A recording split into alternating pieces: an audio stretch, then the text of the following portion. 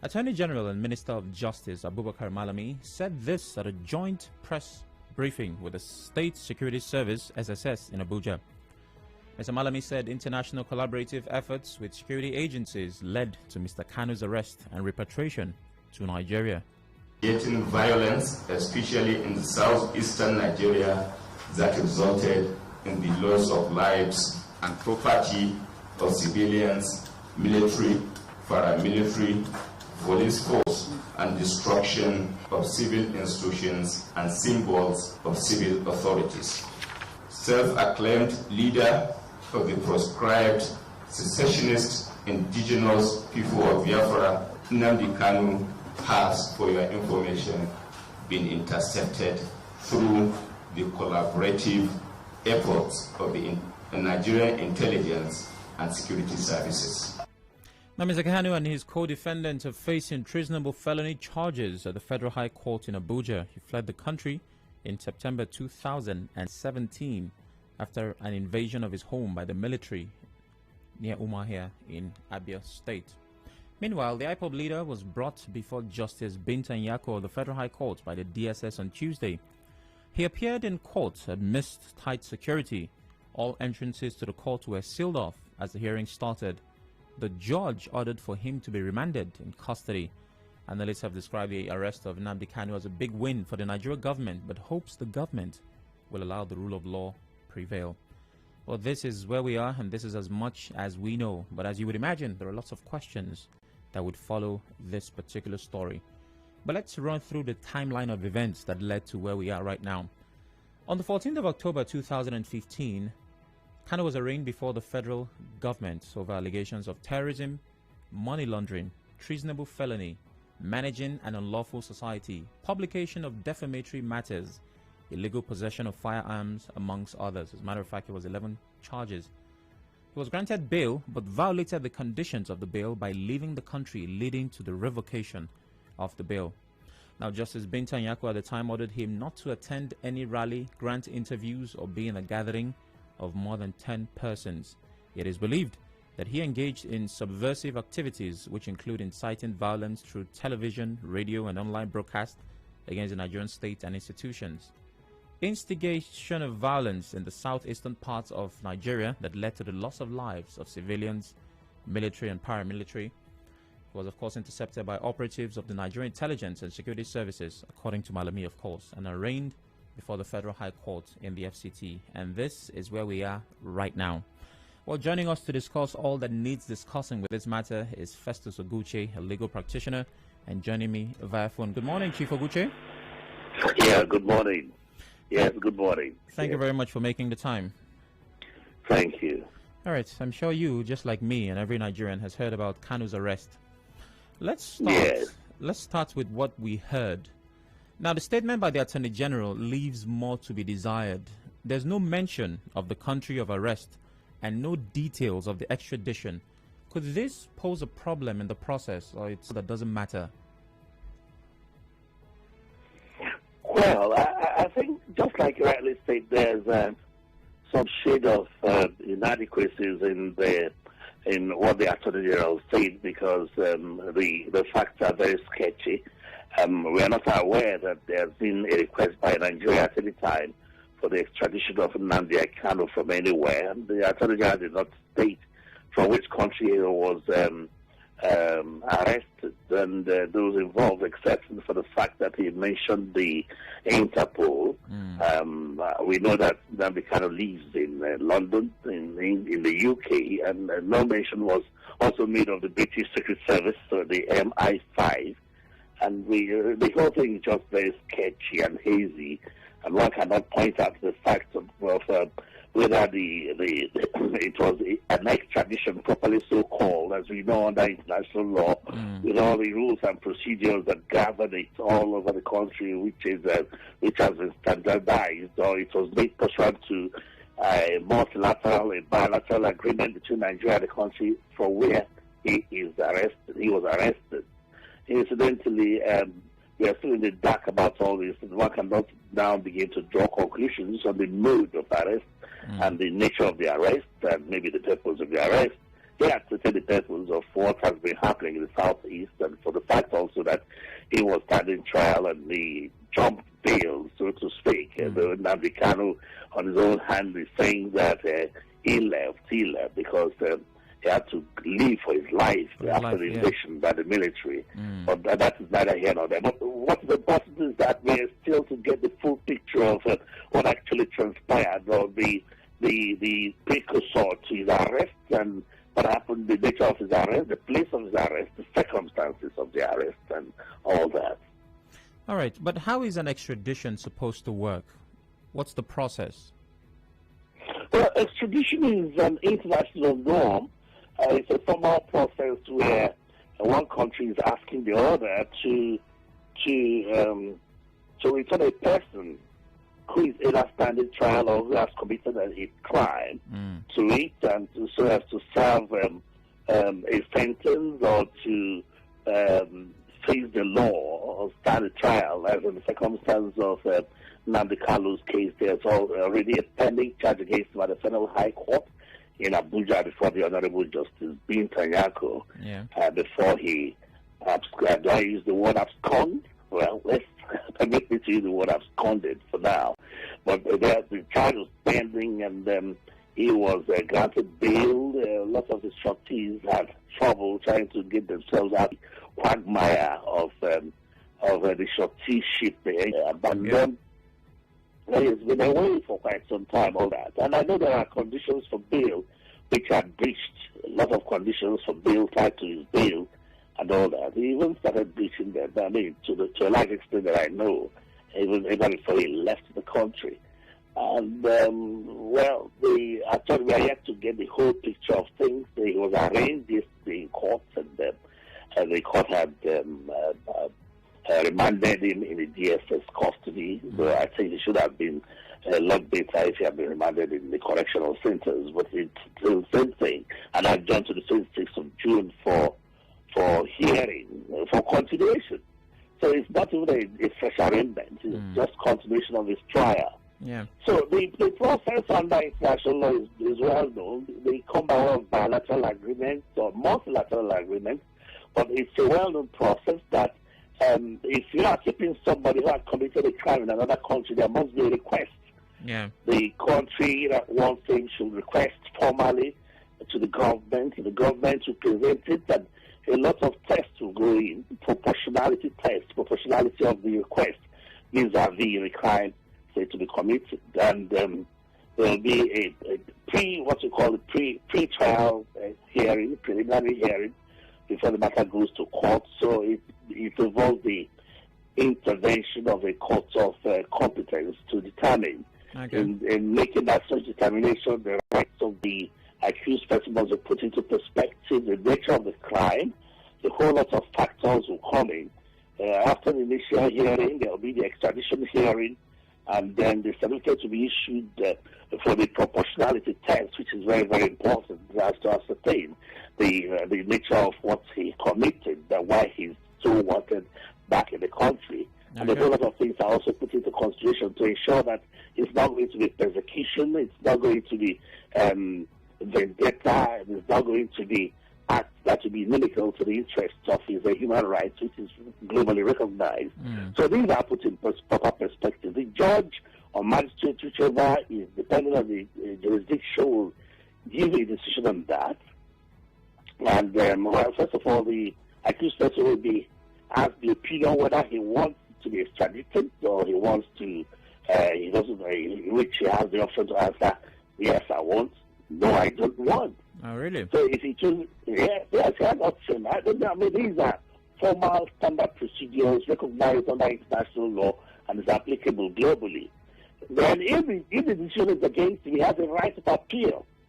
He has a right of appeal up to the highest court in the land, in that particular land.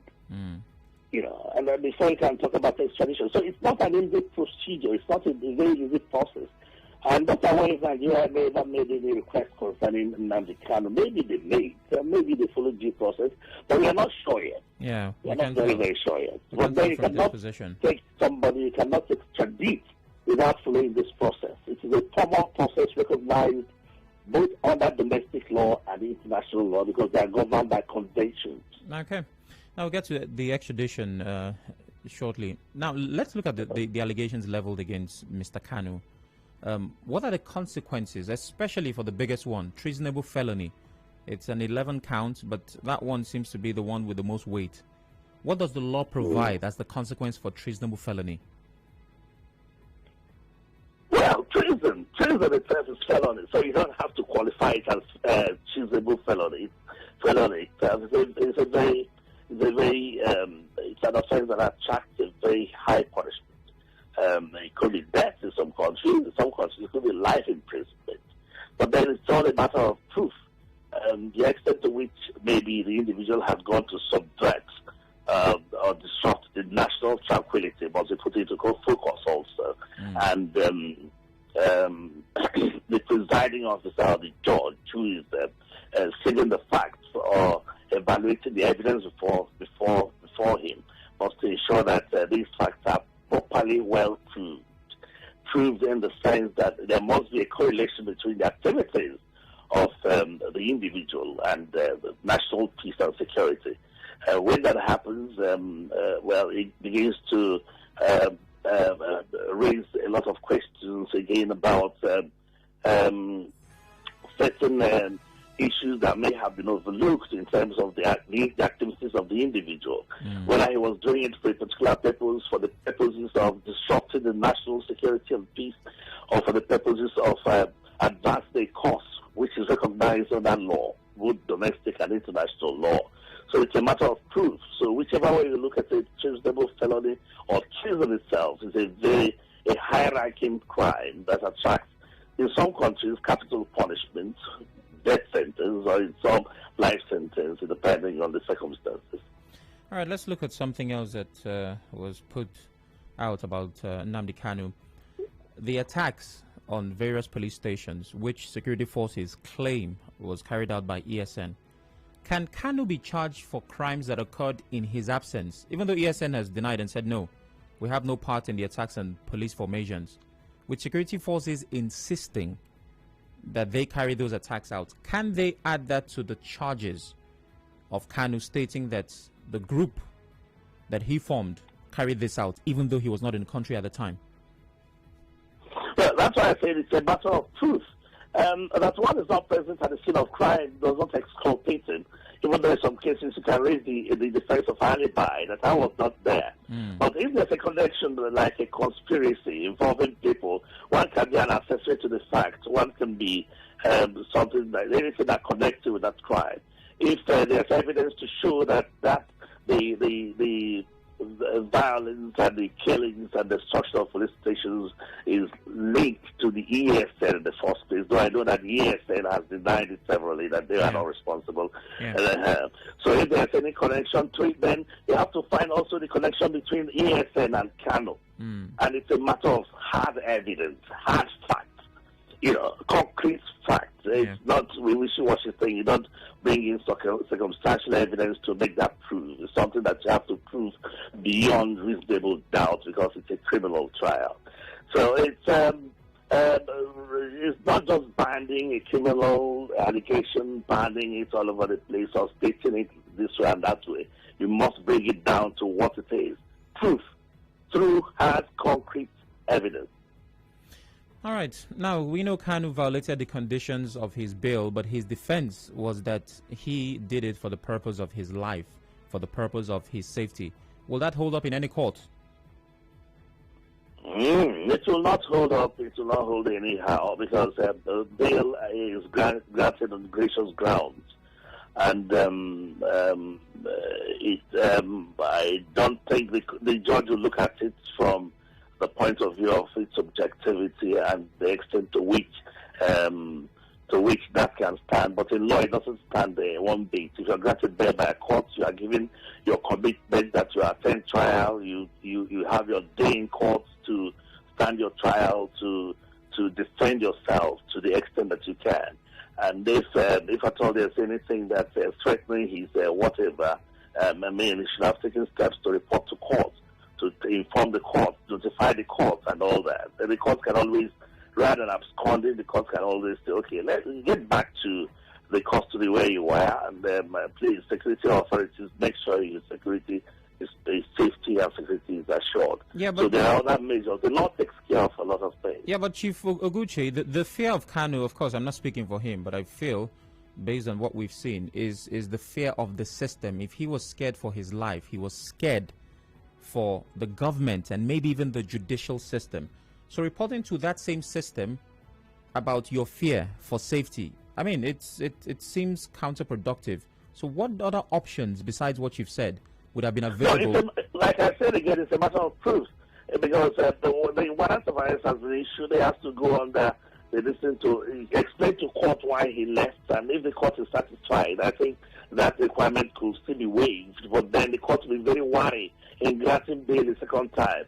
Considering the fact that he had earlier not abided or conformed with the conditions of bail upon which he was released the first time.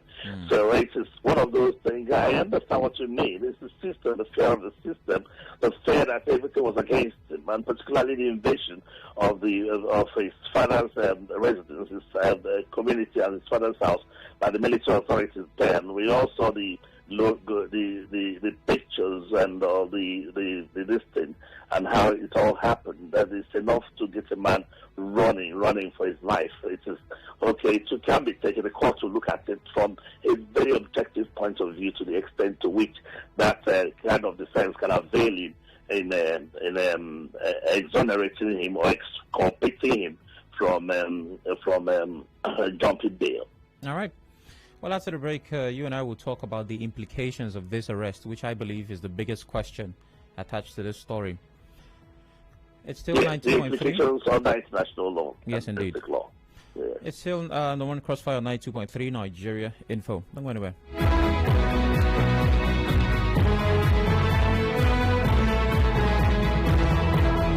Morning Crossfire.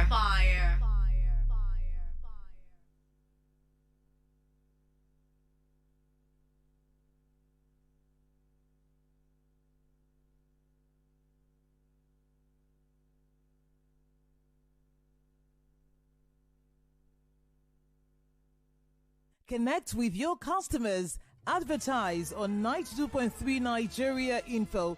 Visit our downtown office at Shop 9, Mediatrix of All Gracies Plaza, opposite FIRS, Stadium Road, Port Harcourt, and book your commercials. Call 0817-001-8162. That is 0817-001-8162. And let us connect you to your customers. Connect with your customers. Advertise on 92.3 Nigeria Info. Visit our downtown office at Shop 9, Mediatrix of All Gracies Plaza, opposite FIRS, Stadium Road, Port Harcourt, and book your commercials. Call 0817-001-8162. That is 0817-001-8162, and let us connect you to your customers. Connect with your customers. Advertise on 92.3 Nigeria Info. Visit our downtown office at Shop 9, Mediatrix of All Gracies Plaza, opposite FIRS, Stadium Road, Port Harcourt, and book your commercials. Call 0817-001-8162. That is 0817-001-8162. And let us connect you to your customers. Connect with your customers. Advertise on 92.3 Nigeria Info. Visit our downtown office at Shop 9, Mediatrix of All Gracies Plaza, opposite FIRS, Stadium Road, Port Harcourt, and book your commercials. Call 0817-001-8162. That is 0817-001-8162. And let us connect you to your customers. Connect with your customers. Advertise on 92.3 Nigeria Info. Visit our downtown office at Shop 9, Mediatrix of All Gracies Plaza, opposite FIRS, Stadium Road, Port Harcourt, and book your commercials. Call 0817 001 8162. That is 0817 001 8162. And let us connect you to your customers. Connect with your customers. Advertise on 92.3 Nigeria Info. Visit our downtown office at Shop 9, Mediatrix of All Gracies Plaza, opposite FIRS, Stadium Road, Port Harcourt, and book your commercials. Call 0817 001 8162. That is 0817 001 8162. And let us connect you to your customers. Connect with your customers. Advertise on 92.3 Nigeria Info. Visit our downtown office at Shop 9, Mediatrix of All Gracies Plaza, opposite FIRS, Stadium Road, Port Harcourt, and book your commercials. Call 0817 001 8162. That is 0817 001 8162. And let us connect you to your customers. Connect with your customers. Advertise on 92.3 Nigeria Info. Visit our downtown office at Shop 9, Mediatrix of All Gracies Plaza, opposite FIRS, Stadium Road, Port Harcourt, and book your commercials. Call 0817 001 8162. That is 0817 001 8162. And let us connect you to your customers. Connect with your customers. Advertise on 92.3 Nigeria Info. Visit our downtown office at Shop 9, Mediatrix of All Gracies Plaza, opposite FIRS, Stadium Road, Port Harcourt, and book your commercials. Call 0817 001 8162. That is 0817 001 8162. And let us connect you to your customers. Connect with your customers. Advertise on 92.3 Nigeria Info. Visit our downtown office at Shop 9, Mediatrix of All Gracies Plaza, opposite FIRS, Stadium Road, Port Harcourt, and book your commercials. Call 0817 001 8162. That is 0817 001 8162. And let us connect you to your customers. Connect with your customers. Advertise on 92.3 Nigeria Info. Visit our downtown office at Shop 9, Mediatrix of All Gracies Plaza, opposite FIRS. Property of civilians, military, paramilitary, police force, and destruction of civil institutions and symbols of civil authorities. Self-acclaimed leader of the proscribed secessionist indigenous people of Biafra, Nnamdi Kanu, has, for your information, been intercepted through the collaborative efforts of the Nigerian intelligence and security services. This is the Morning Crossfire on 92.3 Nigeria Info. Welcome back. Yes, indeed, it is the Morning Crossfire, 92.3 Nigeria Info. The words and voice of the Attorney General and Minister of Justice, Abubakar Malami, stating that Nnamdi Kanu was arrested with the collaborative efforts of the Nigerian intelligence and security services. That's according to Malami. I have Chief Festus Oguche, who's a legal practitioner, back on the phone. You're welcome once again, Mr. Oguche. Yeah, thank you very much. All right, so let's look at what Nnamdi Kanu represents. Whether or not you agree with his methods, he represents the voice of a region that truly believe that they have been marginalized, they've been sidelined, and there are reasons for them to be heard. Now, there are many other regions that have also called for getting out of Nigeria. That's a better way to describe what it is. At what point did Kanu's action translate to treason? Because I believe that the need to be heard and be included in the national conversation is not treason.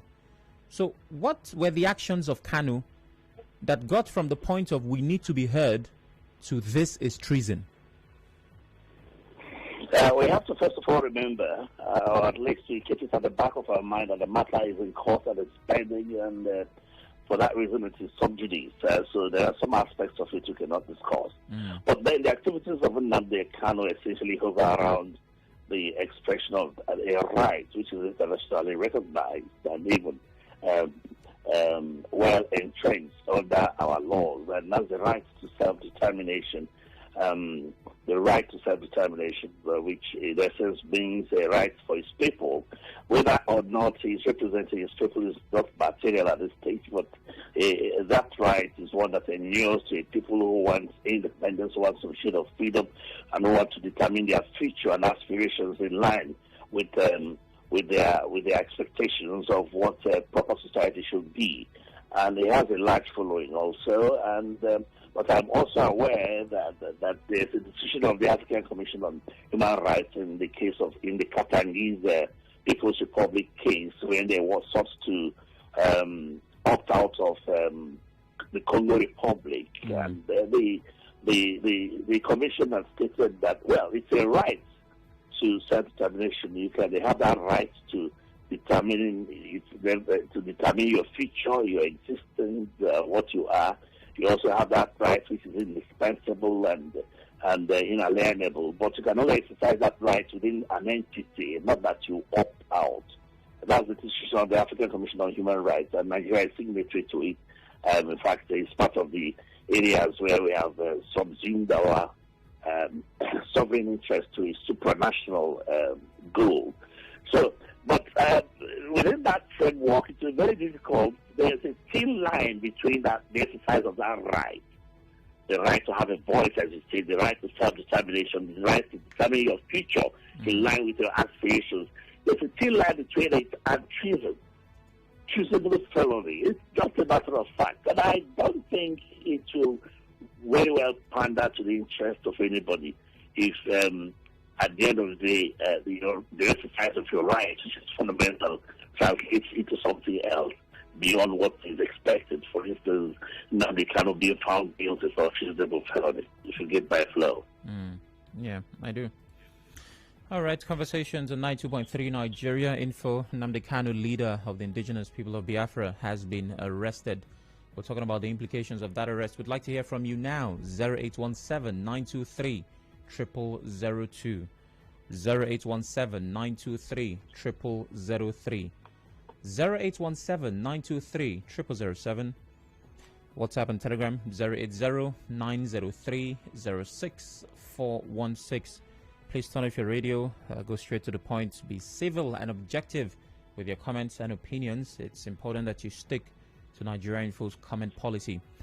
Over to WhatsApp. It's done and dusted. Daniel comes to judgment as Nnamdi Kanu has been arrested. Okay, I think this is from a previous hour.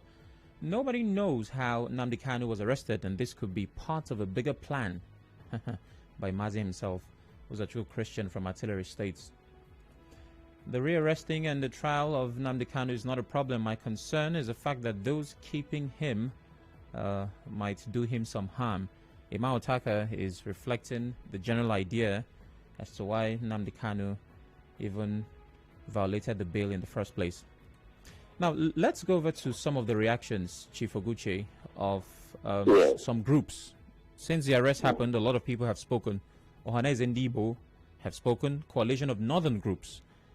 They've both advised the federal government to tread cautiously. The groups called on the federal government to treat Kanu's case with all carefulness in order to prevent possible destabilization of the country. Now, they both reflected this concern. I'm concerned. What is the worst case scenario? How can the federal government jeopardize this if we have different ethnic groups stating that this must be handled carefully?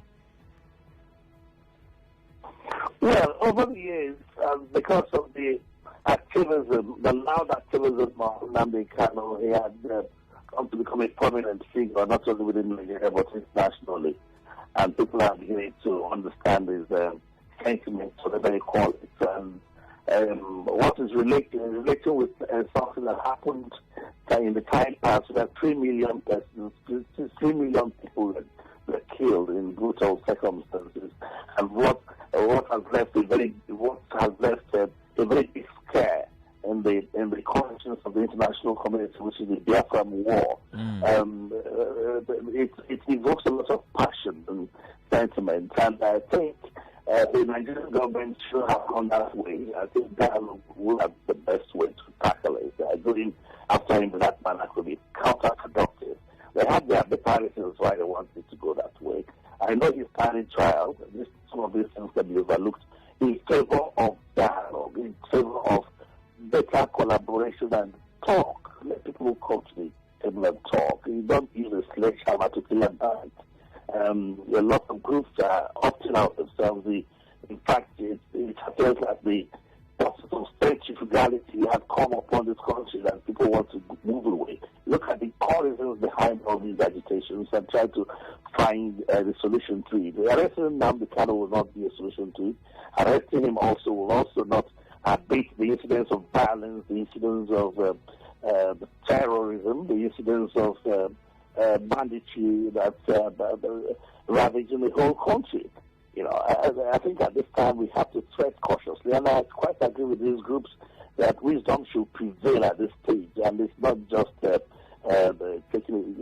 wearing a joyous garb that it's over because Nnamdi Kanu is just an individual, just one single individual. So we are here battling with series of national malaise that you cannot call. The Nnamdi Kanu arrest cannot call it. So whatever trial given cannot come in. And somebody also expressed fears that it could be manhandled. I don't think Nigeria will go to that level, though we still question the manner and the mode of his arrest. But so-called extradition. Yeah, but Mr. Oguche, people would always look at culture and history and how the Nigerian government has handled people in such positions. You know, the federal government dealt with the Boko Haram issue. Their leader, Yusuf, is still in custody. The Zakzaki issue, there seems to be a culture of keeping such personalities in custody, even if there's a court order stating that they should be released. So that's a pattern. And that's totally wrong, I'll tell you. Totally wrong, because you don't go violating fundamental rights. At the end of the day, you're fueling the issues. You're aggravating the issues. You're creating more agitated minds. And like somebody said, and I said very boldly, there could be a million Nnamdi Kanus on the street. Surely. So what the government should do is to be a little more diplomatic, subtle in its ways, to look for ways to assuage hot feelings, to bring people together. So we've lived together for over 50 years, and this country can be a tough place if you are together, strong and virile. That was the original conception of how the country is created. If you read what God's book, the dual mandate, he stated it quite succinctly in that book. You know, so I mean, these things can be settled by the approach we give to it, the subtle diplomatic approach that is done, not the brutal manner that maybe that's applied. You cannot spoil it because you are dealing with the people of diverse groups, diverse religious sentiments, diverse tribal affiliations, and whatever. So it's not something that you just come and do just anyhow and leave it. It will get into a situation where it becomes an open gash that cannot be filled. Well, we're going to the phone line shortly. Let's look at the dialogue which the federal government extended to the southeastern region. Last week or the week before, the president said he was willing to have conversations with the region as to, the marginalization and all of that. And now that Kanu has been arrested, how do you think that could affect the dialogue? I think the dialogue may not be derailed, may not affect it, but then the dynamism, the times require that if there's any serious dialogue on the south, being that Kanu is also the one controlling the whole essence of the agitations. His detention, his arrest and detention may hurt the process, may not be very well in the interest of that process if they want it to be run very smoothly. And I know that if push comes to shove and everybody's on the table, the first thing they'll demand is for the release of Nnamdi Kanu. Yeah. I know that if we have to have a very serious discussion on that, but the discussions are very, very important. They are. We look back. Yugoslavia is just not more than about a couple of decades ago. We all know what happened. Yeah. And the cataclysmic effect of people refusing to step down, the government being very intransigent to listen to the people. It's very straightforward. So these are things that must be put on the table. People will talk about it. We relate very well about it. We are very familiar with each other. The Igbos have been living with Yoruba. The Fulanis have been living with the Hausas, the Igalas, the Nomas. You pay fees all over for a very long time. So there's always that teenage. And I bet you that there's nothing wrong with this country. I think the problem is the political elite, because the kind of hunger that strikes the man at Oguche, the same hunger that strikes the man at Abedikolo in Kogi State or in Tamatu. So it's just the same. They are just the same people. It's simply that let the proper thing be done at the right time. All right. Now let's go over to the phone line 0817-923-0002. Please turn off your radio and go straight to the point. Good morning. Good morning, the very distinguished Oracle once again. Good morning. Yes, I remain Temple, okay. Go ahead, Temple. Distinguished Oracle, in as much as I am concerned, I want to tell the federal government to tread with caution in the rearrest of Mr. Nnamdi Kanu.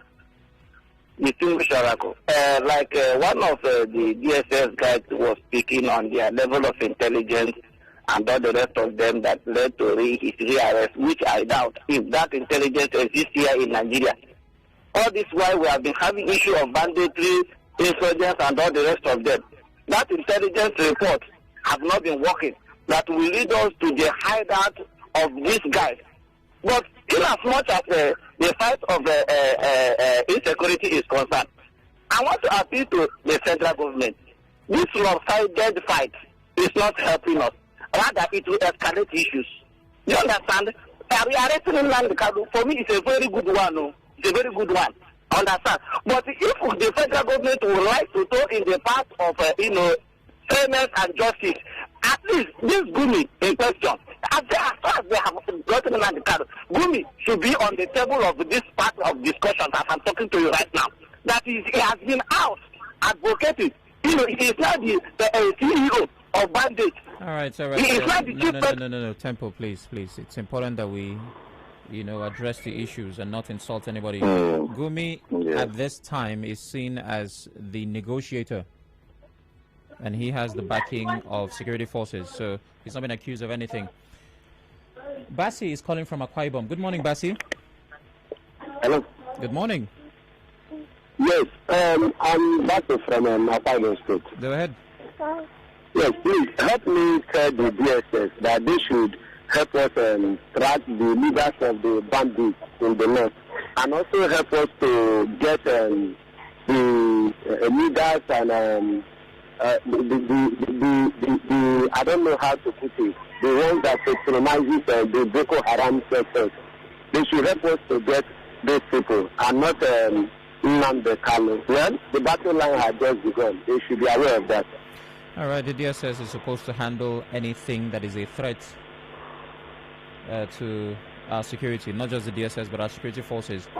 If the UK actually extradited Kanu to Nigeria, then what happened in the case of Julian Assange, who the US have requested for his extradition a long time ago? I don't think Kanu was extradited by the UK. Onyeka Anthony, we do not know what country. As we said earlier, Malami did not state where he was arrested and how we got him. He simply said, with Nigerian intelligence and security services, we have Kanu. David from Yenogwa. Good morning, David. Yes, good morning, Mr. Sam. My name is David West. Go ahead. Now, my take or my submission on this issue of Nnamdi Kanu's rearrest. Yeah, for me, I just want to say that already he has been arranged and the trial is a continuation of his trial. My appeal is to those people who are professional analysts that will not allow the court to carry out its function. We begin to hear all manner of analysis, all manner of opinion. Let us allow justice to take its course. And for those people who are tribalists or ethnic or religionistic in their thinking should also stay away from the courtroom. Allow the law to take its course. Nnamdi Kanu and his activities we all know. For now, he is presumed to be innocent until proven guilty by a competent court of jurisdiction, as stated by the law. So I'm of the opinion that we should allow the Temple of Justice to carry out its function. All right. People should allow the court to work and not to interfere. Thank you very much. And I do not think at this point in time anybody will want to go and sign surety for him. Even the man, one of the persons that signed his surety as a Ben, was beaten up in Germany. He could have Nnamdi Kanu and he beat him up in Germany. So what are we saying? Hold on, David. There's no evidence to prove that those were the people who beat him up. Tony from Elelewa. Good morning, Tony. Hello, good morning. Good morning. Good morning to you. With respect to the arrest of Nnamdi Kanu, basically, with what I see, the government of Nigeria needs to be very careful with this particular case. For persons who think it's a time for celebration or something, need to be very careful. First of all, the reality of Nigeria still stares off on our face. You know, they talk about arrest of, so DSS can really work like this and get Nnamdi Kanu. But the reality here is that you have more deadly criminals across the facets of this country. Killings are still going on in Zamfara now. Are we to be distracted? The question is that, are we to be distracted? Nigeria is still our reality. If we say, okay, we are, what is this man agitating for, right? Self-actualization. It's not a time, it's in the UN Charter, right? And the question here is this, is that the same reality this man is fighting for is all pride. So whoever is coming out on radio to say Nnamdi Kanu this and Nnamdi Kanu that should look at his own region, his own environment where he is, and ask himself, is this a country he wants for himself? All these have causes. Everything that Nnamdi Kanu has become is what Nigeria has made him become. All right, Tony. It's only him that's got the right to stand up and talk about it. Thank you very much. Gabriel from Rumukweshe, good morning. Yeah, morning, Sam. Good morning. Very well. Top of the morning to you. I just want to let you know that I think it's been overflowed. It's not time for celebration here. The arrest of Nnamdi Kanu. One thing about ideology is that you can arrest the people who are leading that or who are carrying that out, but the ideology itself cannot be arrested. I'm sure Biafra itself may be older than Nnamdi Kanu or whatever that is happening in the Southeast today. Kanu met it, continuing. So there is nothing anywhere to say that Nnamdi Kanu has been arrested and therefore IPOB or whatever group agitating the person is an end to it. Rather, we should be looking at addressing the root cause. The root cause. Why were people agitating? It could be Southeast today, tomorrow it will be Southwest. Already we can see all the evidence all around. So what happened? So, why did he start that? So what about his idea? Are there other 50 or 100 Nnamdi Kanu on the street? Those are the things we should be asking ourselves. Thank you, Gabriel. Those are important concerns. Now, for the record, as to Biafra being older than Nnamdi Kanu, he was born in 1967. That's, of course, the year that the Civil War started, what we know as the Biafra War. I'll take OG's call, and then we wrap up this conversation. OG from Airport Road, good morning. Good morning, Kid. Good morning. I think every right-thinking Nigerian should not and shouldn't in any way think about what Nnamdi Kanu has done to take it to be something that one needs to be arrested immediately and at the same time released immediately. Because if we begin to talk about people that have died, people that have lost their lives, Nnamdi Kanu is no more important to those people or to some of us who are Nigerians. So please, in as much as we always want the justice aspect to take its course, nobody please should on any account say Nnamdi Kanu should be released easily like that because... All right, Uji, thank you very much. Irrespective of what people say or think, it's currently with the High Court. So I'm sure that the judge would know how and why it should go the way it would. Back to you, Chief Oguche. You've heard the opinions of some of our callers, and that basically reflects, it's a microcosm of how Nigerians feel. Yes. So let's look at the general picture, which really is the call for corrective actions. Could this be some kind of boost? Could this push the agenda of Nigeria actually correcting some of the wrongs that led to this problem existing in the first place? Well, to a large extent, I think the state has a responsibility to maintain a well-secured and peaceful ambience. That's one of the responsibilities of state, the welfare and security of the people. And yes, I think it may not add much value to the move towards national reconciliation and the dialogue. We should have just maintained that path, that standard, because a whole lot of issues are concerned. I know that the Nnamdi Kanu factor have been both positive and negative to Nigerians and maybe to his people as well. The groundswell of opinion around the country will go towards seeing how such tendencies could be reduced to a minimal proportion. But then you see all of them springing up all over the place in their multitudes, and you begin to ask yourself the question whether going after him the way and the manner the federal government has done will help in any way in taking care of the issues or building the mechanism for total peace and reconciliation of the entire interests that comprise Nigeria. These are some of the core things that will build up in our intellectual minds to the extent that if it comes to a matter of this nature, then you'll begin, of course, to see that the federal government has not balanced the issues quite appropriately, because there are those of them that are still involved in these circumstances, these situations, that are roaming the streets free. What you want is the development of the constitution, the development of the democratic space. We want a situation where national cohesion will be 100%, and the values should be properly entrenched, good governance, respect for fundamental rights, supremacy of the constitution, the indissolubility and insolvency of the country, to be intact. And these measures can only be done when we get on the table to talk. Truly. This is rather talking, joy, not war. All right. Well, thank you very much, Chief Oguche, for your time. We truly appreciate it. Have yourself a wonderful day, sir. Thank you very much. Thanks. All right. Well, there you have it. Conversations around the arrest of Nnamdi Kanu. Of course, as events unfold on this, we will keep you updated right here on 92.3 Nigeria Info. I'm going to take one comment.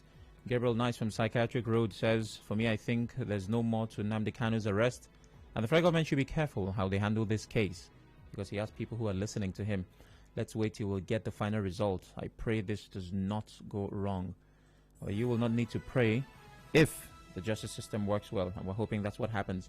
Connect with us at Nigeria Info PH. The conversation does not end on radio. It continues on social media, on most of the platforms, of course. At Sparkling Oracle, on most platforms. It's been a wonderful time with you. Coming up next is Hello Port Hackett with Jude. See you tomorrow.